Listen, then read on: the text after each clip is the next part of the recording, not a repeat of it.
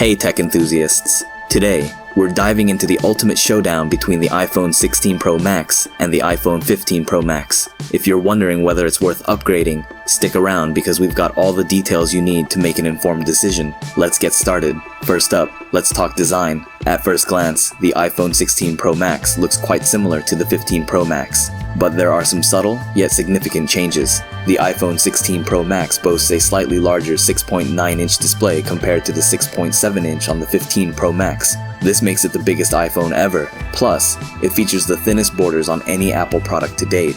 Both models have a durable titanium design, but the iPhone 16 Pro Max comes with the latest generation ceramic shield glass front, which Apple claims is twice as tough as the previous version. Now, let's talk performance. The iPhone 16 Pro Max is powered by the new A18 Pro chip, which is faster, more powerful, and more efficient than the A17 Pro chip found in the 15 Pro Max. This means better performance for gaming, multitasking, and overall usage. In benchmark tests, the A18 Pro chip outperforms the A17 Pro, making the iPhone 16 Pro Max a beast when it comes to processing power. For all you photography enthusiasts, the iPhone 16 Pro Max brings some exciting upgrades. The ultra-wide lens has been bumped up to 48 megapixels from the 12 megapixels on the 15 Pro Max. This means your wide-angle shots will be more detailed and perform better in low-light conditions. Additionally, the iPhone 16 Pro Max features a new camera control button, giving you more flexibility and control over your shots. Battery life is always a crucial factor. The iPhone 16 Pro Max offers a slight improvement in battery life thanks to the more efficient